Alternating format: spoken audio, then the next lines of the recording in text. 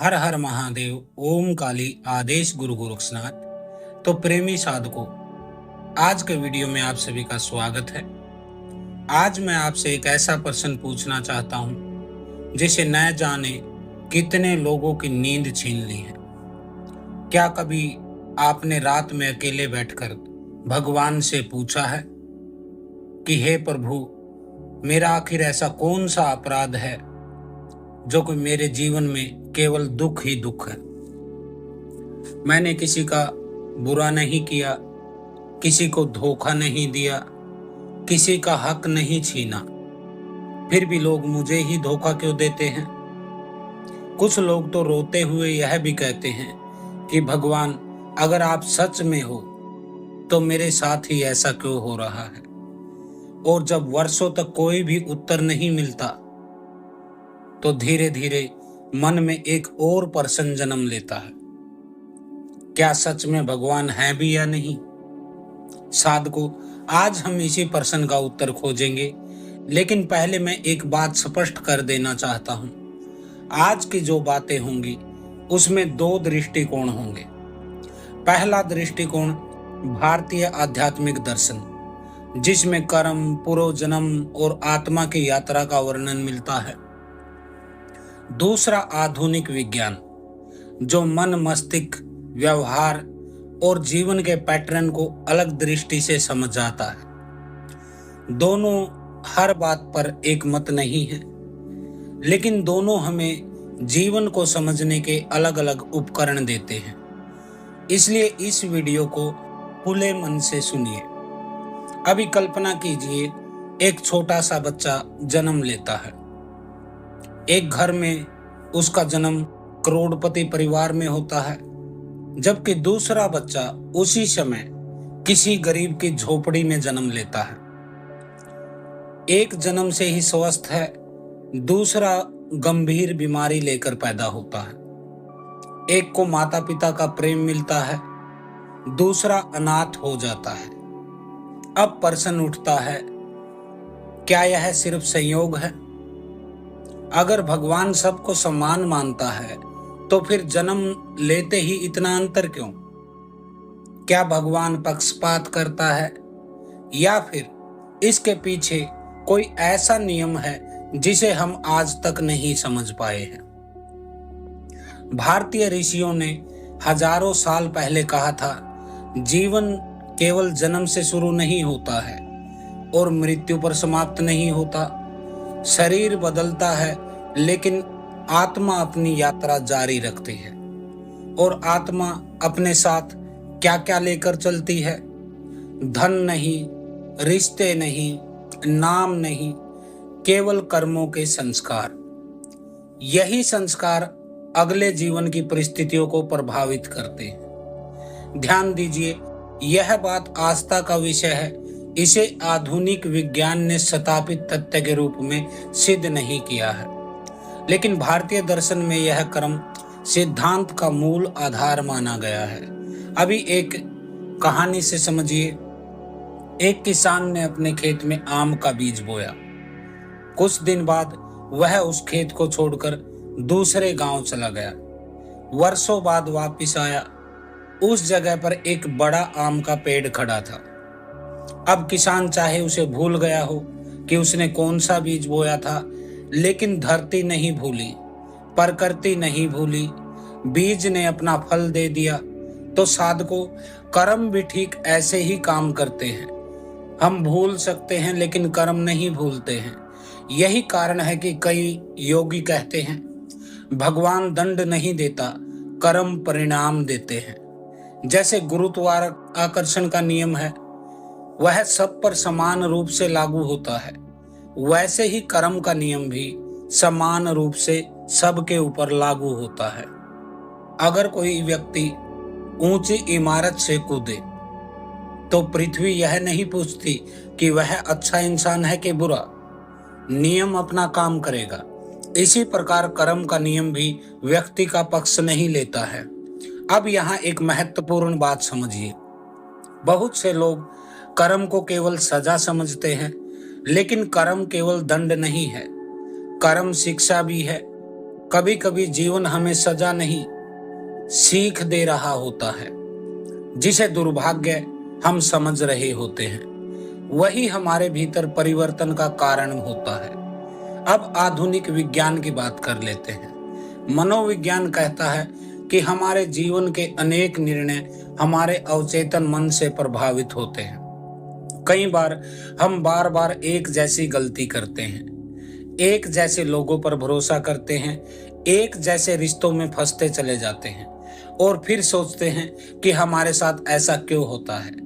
विज्ञान इसे व्यवहारिक पैटर्न कहता है, आध्यात्मिकता इसे संस्कार कहती है। नाम अलग है, लेकिन दोनों इस बात की ओर ही संकेत करते हैं कि अतीत हमारे वर्तमान को प्रभावित कर सकता है।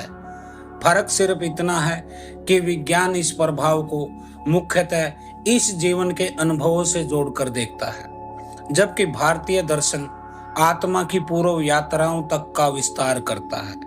तो इसका अर्थ क्या है? हमारे भविष्य पहले से ही तय है? बिल्कुल नहीं। यदि सब पहले से तय होता तो फिर साधना का कोई अर्थ ही नहीं होता। प्रार्थना व्यर्थ होती, ध्यान व्यर्थ होता, सत्कर्म व्यर्थ होते। सच्चाई यह है, पुराने कर्म परिस्थितियां बनाते हैं, लेकिन वर्तमान कर्म भविष्य बनाते हैं। और यही भगवान ने मनुष्य को सबसे बड़ा वरदान दिया है कि उसे चुनने की स्वतंत्रता दी है। वह स्वयं चुन सकता है कि उसे करना क्या है। अब प्रश्न आता है, अगर भगवान न्यायप्रिय हैं तो अच्छे लोगों के साथ ही बुरा क्यों होता है? तो साधकों, यह वह प्रश्न है जिसे युगों युगों से मनुष्य को उलझा कर रखा हुआ है। जब एक ईमानदार व्यक्ति धोखा खाता है, जब एक गरीब मेहनत करके भी सफल नहीं हो पाता, जब एक निर्दोष बच्चा बीमारी से पीड़ित होता है, तब मन चिल्लाकर पूछता है, भगवान कहाँ है? लेकिन क्या हमने कभी सोचा कि हम अपने जीवन को कितनी छोटी खिड़की से देख रहे हैं? हम केवल इस जन्म के कुछ वर्षों को देखते हैं। यदि वास्तव में आत्मा की यात्रा अनेक जन्मों तक चलती है, जैसा कि भारतीय दर्शन कहता है, तो संभव है कि हमें जो आज अन्याय दिखाई दे रहा है, वह बहुत बड़े कर्म का एक छोटा सा हिस्सा हो।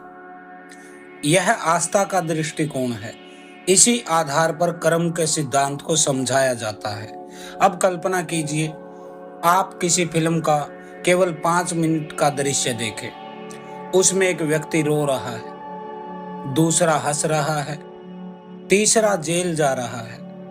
अगर पूरी कहानी पता न हो तो क्या आप सही निर्णय ले पाएंगे?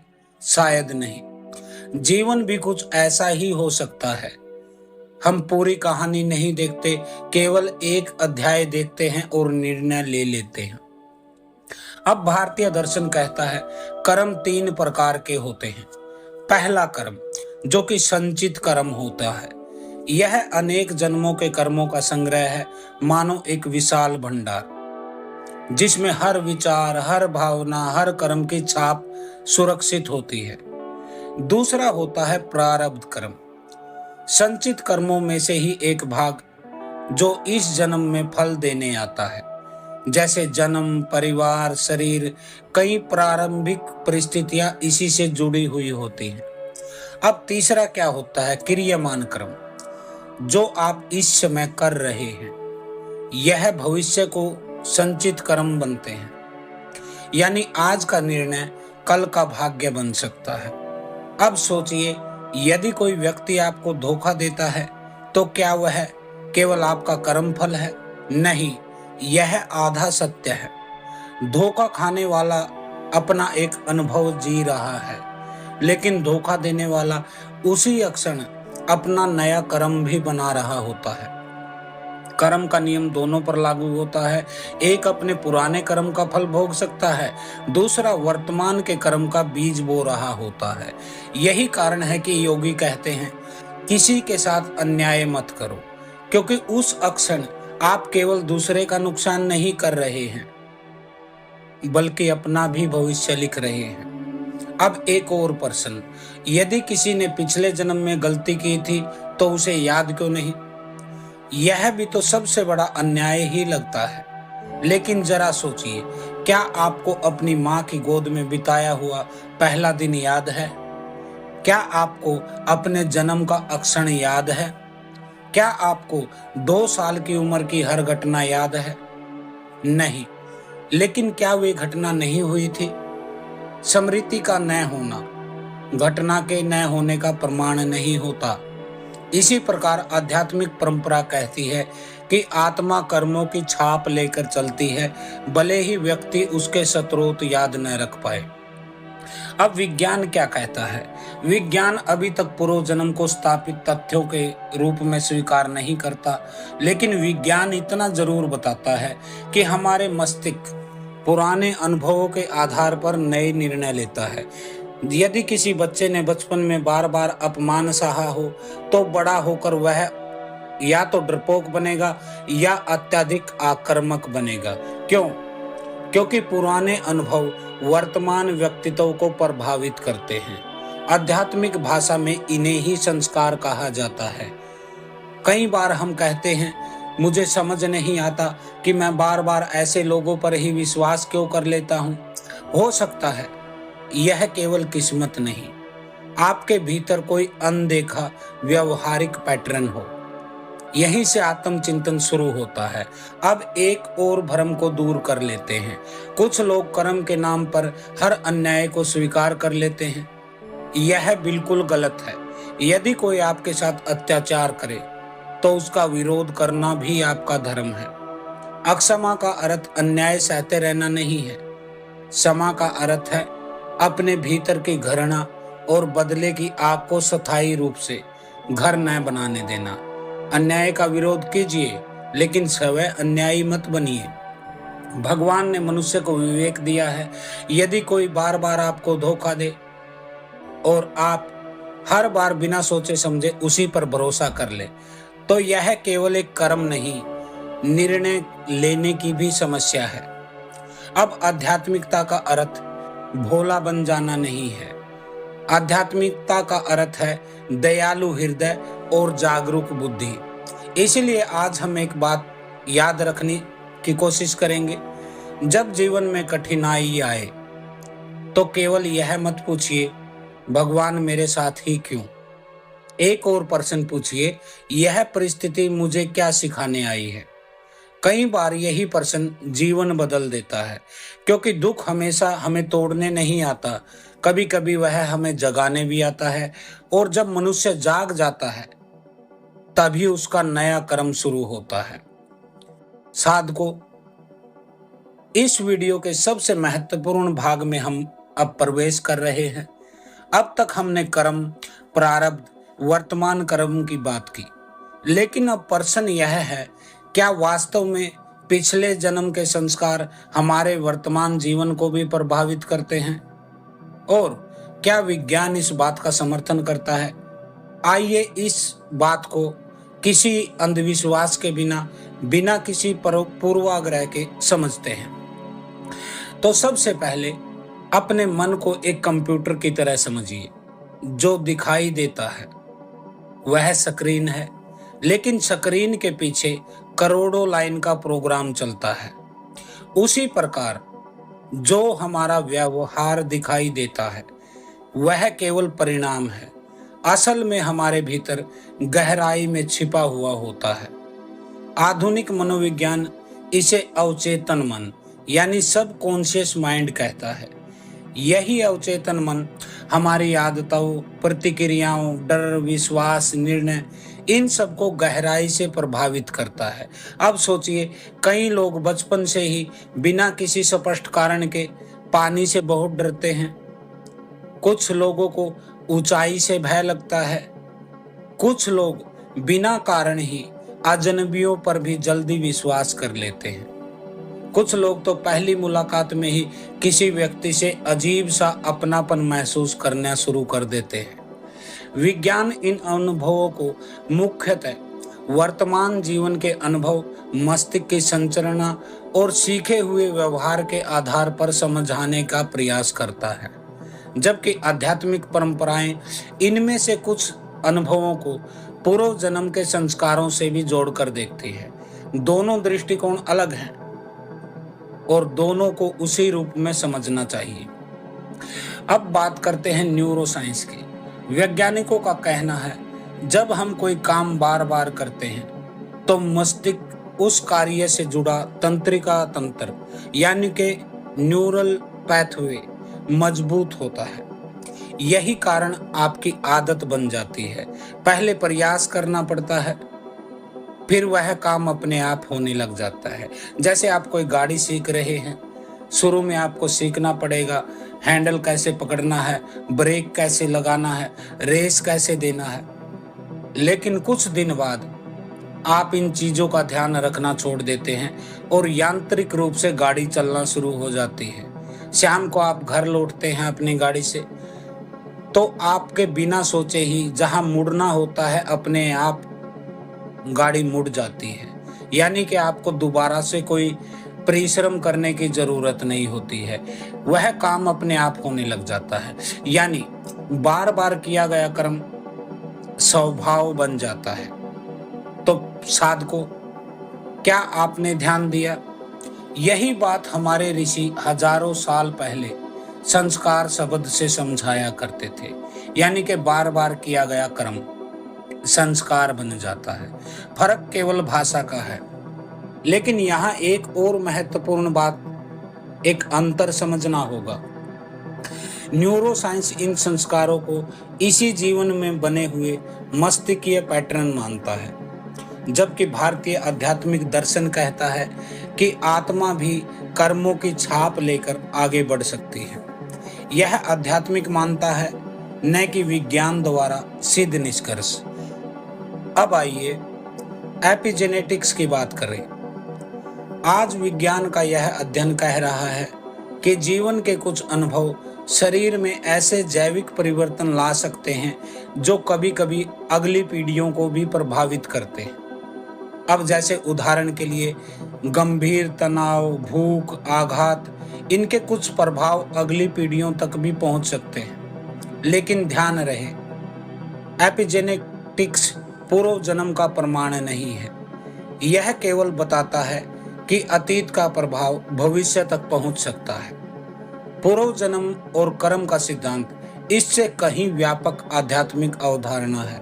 अब मैं आपसे एक प्रश्न पूछता हूं, क्या आपने कभी देखा है कि एक ही घर में जन्मे दो भाई, एक ही माता पिता, एक जैसा वातावरण, फिर भी दोनों का स्वभाव बिल्कुल अलग क्यों होता है? एक बहुत शांत है, दूसरा बहुत क्रोधी है, एक दयालु है, एक स्वार्थी है। विज्ञान इसको आनुवांशिकी, व्यक्तित्व और जीवन के अनुभवों की बात करता है, जबकि आध्यात्मिक दर्शन कहता है आत्मा अपने साथ अलग अलग संस्कार लेके आती है। दोनों दृष्टिकोण अलग अलग स्तर पर उत्तर देने का प्रयास करते हैं। अब सबसे महत्वपूर्ण प्रश्न क्या है? क्या कर्म बदले जा सकते हैं? उत्तर है हाँ। यदि कर्म बदले नहीं जा सकते तो भगवान ने मनुष्य को विवेक क्यों दिया, ध्यान क्यों दिया, भक्ति क्यों दी, सत्संग क्यों दिया? क्योंकि मनुष्य अपने वर्तमान कर्मों से अपने भविष्य की दिशा बदल सकता है। अब मान लीजिए आपके जीवन में आपको लोग बार बार धोखा देते हैं। अब आपके सामने दो रास्ते हैं। पहला, आप भी सबको धोखा देना शुरू कर दें। दूसरा, अपने विवेक से सीखें, सीमाएं बनाना सीखें, लेकिन अपने भीतर की करुणा को न खोएं। यही नया कर्म जन्म लेता है। अब याद रखिए, दुखी होना पाप नहीं है, लेकिन दुख से कटु बन जाना यह नए कर्म बना सकता है। धोखा खाना दुर्भाग्य हो सकता है, लेकिन धोखा देना यह हमारा निर्णय है। यही कारण है कि योगी बार बार कहते हैं, परिस्थिति से बड़ा तुम्हारा उत्तर है। जीवन तुम्हारे साथ क्या करता है यह हमेशा तुम्हारे हाथ में नहीं होता, लेकिन तुम जीवन को क्या उत्तर देते हो यह हमेशा तुम्हारे हाथ में होता है। और शायद यही मनुष्य की सबसे बड़ी आध्यात्मिक शक्ति है। तो साधकों, अब हम उस प्रश्न पर पहुंच गए हैं जो शायद इस वीडियो का सबसे संवेदनशील भाग है। अब कई लोग पूछते हैं कि गुरुजी, क्या बीमारी कर्म फल है? क्या गरीबी, विवाह में बाधा, संतान न होना, बार बार असफल होना केवल पिछले जन्म के कर्मों का परिणाम है? तो इस प्रश्न का उत्तर बहुत सावधानी से आपको समझना होगा, क्योंकि यहाँ सबसे अधिक भ्रम फैलाया जाता है। सबसे पहले मैं एक स्पष्ट बात बता दूं, हर दुख का कारण केवल कर्म फल है, ऐसा कहना सही नहीं है। यदि किसी व्यक्ति को मधुमेह हो जाए, शुगर हो जाए, तो उसका कारण खान पान, अनुवांशिकता और जीवन शैली भी तो हो सकता है। यह कर्मफल से थोड़ा ना जुड़ा हुआ होगा। यदि कोई परीक्षा में असफल हो जाए, तो इसका कारण तैयारी में कमी भी तो हो सकती है। जरूरी थोड़ा ना है कि उसको पूर्व जन्म के कारण असफल हुआ है। यदि कोई व्यापार में घाटा खा जाए, तो उसका कारण गलत योजना भी हो सकती है। इसलिए हर घटना को केवल पिछले जन्म का कर्म कह देना भी, यह न तो आध्यात्मिकता में आता है, न ही विवेक में आता है। सच्ची आध्यात्मिकता हमें वास्तविक कारणों को समझने और जहां तक संभव हो उन्हें सुधारने की प्रेरणा देती है। लेकिन भारतीय दर्शन यह भी कहता है, कुछ परिस्थितियां ऐसी हो सकती हैं जिन्हें केवल वर्तमान जीवन से समझना कठिन होता है। कुछ लोग बिना किसी स्पष्ट कारण के बार बार एक जैसी कठिनाइयों का सामना करते हैं। ऐसी परिस्थितियों को कई बार आध्यात्मिक परंपराएं प्रारब्ध कर्म से जोड़कर देखती हैं। यह एक आध्यात्मिक व्याख्या है जिसे विज्ञान स्थापित तथ्य के रूप में सिद्ध नहीं करता है। अब एक उदाहरण समझिए। मान लीजिए दो किसान हैं, दोनों के पास बराबर बीज है, लेकिन एक की भूमि पहले से उपजाऊ है, दूसरे की भूमि है पथरीली। दोनों मेहनत करते हैं, फिर परिणाम भी अलग अलग आते हैं। तो क्या इसका अर्थ है मेहनत बेकार है? नहीं, इसका अर्थ है प्रारंभिक परिस्थितियां अलग थी, लेकिन निरंतर प्रयास से पथरीली भूमि भी उपजाऊ बनाई जा सकती है। यही वर्तमान कर्म की शक्ति है। अब एक और प्रश्न, क्या भगवान हमारा दुख देखकर खुश होते हैं? नहीं। भारतीय दर्शन में भगवान को करुणामय कहा गया है, लेकिन करुणा का अर्थ यह नहीं है कि आपके लिए भगवान नियम तोड़ देंगे, अपना सिंहासन, अपना लोक छोड़ के आपके लिए दौड़ाएंगे। अब जरा सोचिए, यदि एक शिक्षक परीक्षा में हर छात्र को बिना पढ़े पूरे अंक देता चला जाए, उनको पास करता चला जाए, तो क्या यह न्याय होगा? नहीं, यह अन्याय होगा। इसी प्रकार यदि कर्म का कोई नियम ही न हो, तो संसार में न्याय की कोई व्यवस्था नहीं बचेगी। अब बात करते हैं साधना की। बहुत लोग पूछते हैं कि गुरुजी, अगर प्रारब्ध निश्चित है तो फिर जप, तप, ध्यान, दान, सेवा, इनका क्या लाभ? तो साधको, एक बहुत सुंदर उदाहरण से समझिए।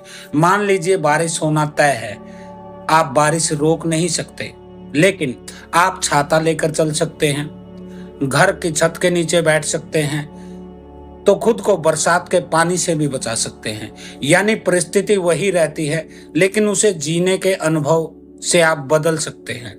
इसी प्रकार साधना हमेशा प्रारब्ध को मिटा दे, ऐसा कोई भी परंपरा नहीं कहती है, लेकिन साधना मनुष्य को कम से कम इतना तो मजबूत बना ही सकती है कि वह उस परिस्थिति को नई चेतना के साथ जी सके। अब कई आध्यात्मिक परंपराएं यह भी मानती हैं कि वर्तमान के शुभ कर्म भविष्य के कर्म फल को प्रभावित कर सकते हैं। जब आप जप करते हैं, आपका मन शांत होता है। जब मन शांत होता है, निर्णय बेहतर होते हैं। जब निर्णय बेहतर होते हैं, जीवन की दिशा बदलने लगती है। यह बात आध्यात्मिक अनुभव और आधुनिक मनोविज्ञान दोनों के स्तर पर समझी जा सकती है।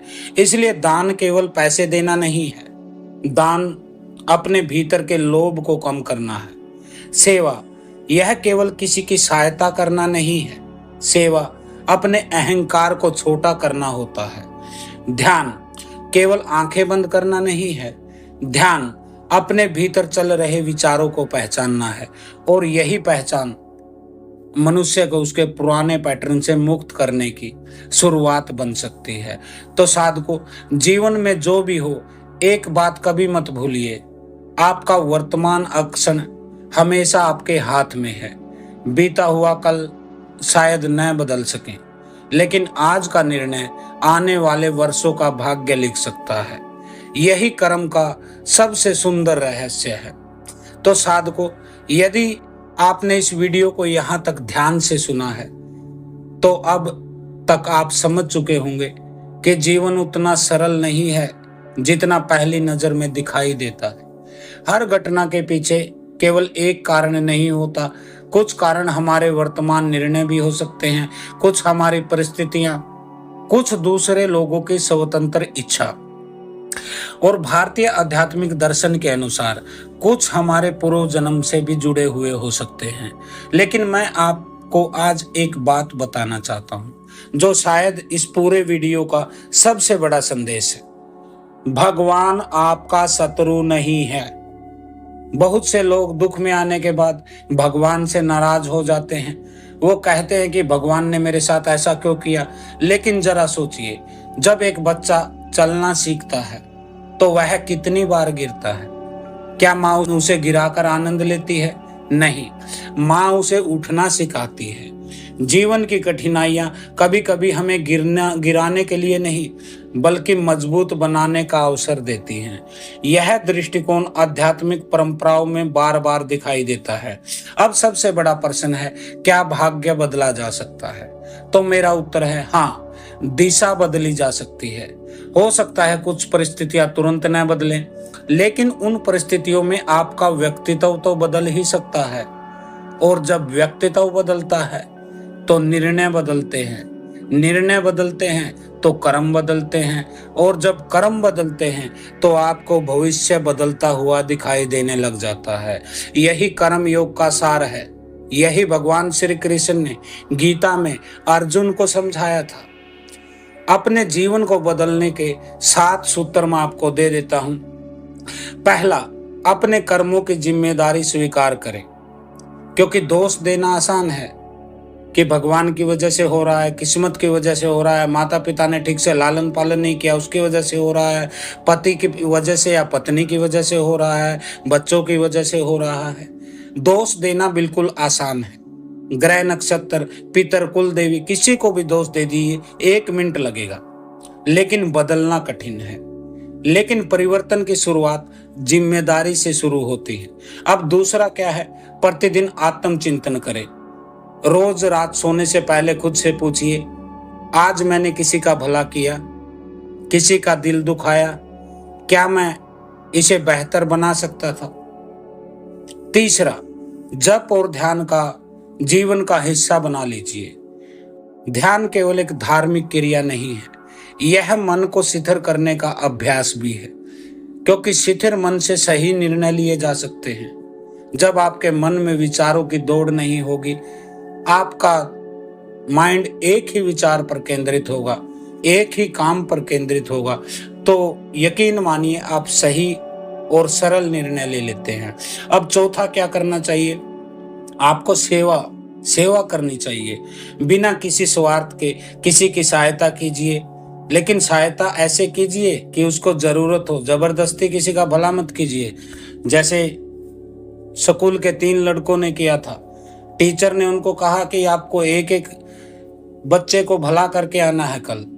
अगले दिन जब टीचर ने पूछा क्या तुमने भला किया, तो तीनों लड़कों ने हाथ खड़ा कर लिया कि हाँ हमने भला किया। पहले लड़के से पूछा गया, उसने कहा कि मैंने एक बुजुर्ग स्त्री को सड़क पार कराई।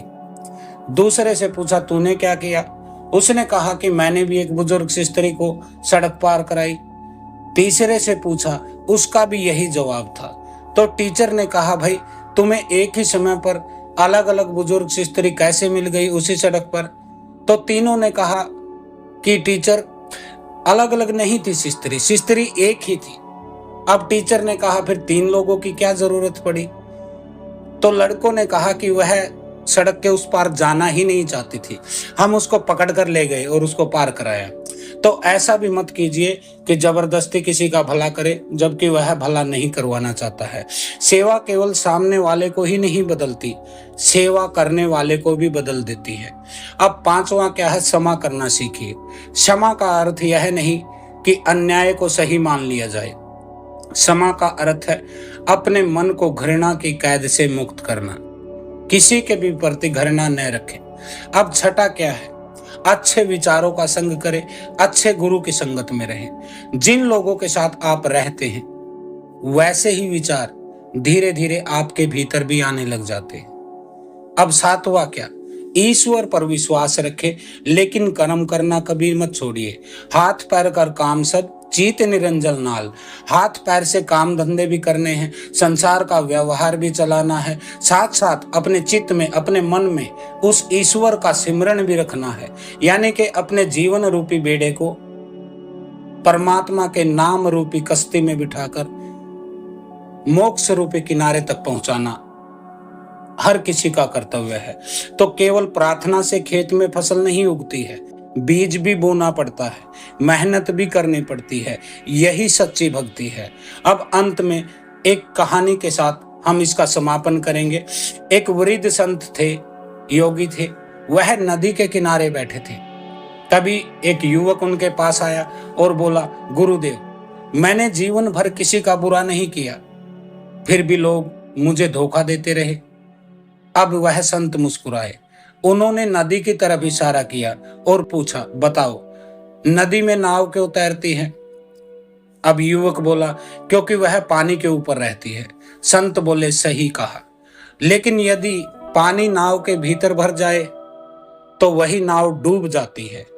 फिर संत ने कहा, बेटा, दुनिया का अन्याय पानी की तरह ही है, उसे बाहर रहने दो, अपने हृदय के भीतर मत भरने दो।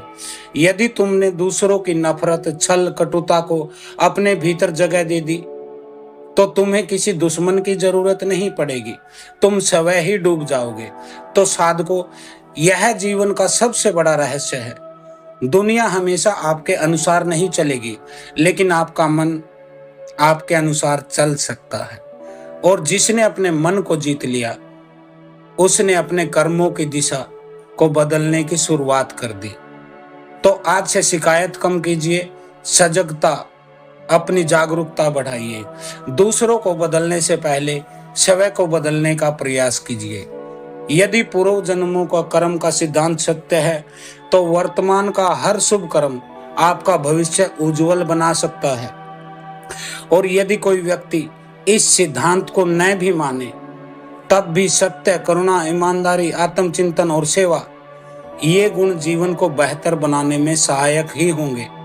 इसलिए कभी यह मत कहिए कि भगवान ने मेरे साथ अन्याय किया, बल्कि यह कहिए, हे प्रभु, मुझे इतनी बुद्धि दीजिए कि मैं हर परिस्थिति में जीना सीख सकूं और ऐसे कर्म करूं कि आने वाला कल आज से बेहतर हो। यदि यह वीडियो आपके हृदय को छू गया हो तो इसे उन लोगों तक भी जरूर पहुंचाइए जो अपने जीवन में अन्याय से टूट चुके हैं।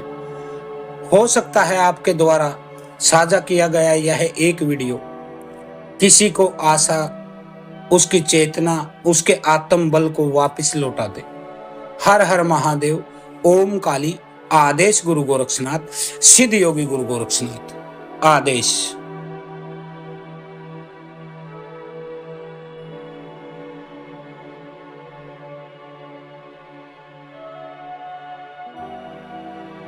ऐसी ही ज्ञानवर्धक वीडियो के लिए हमारे चैनल को सब्सक्राइब जरूर करें।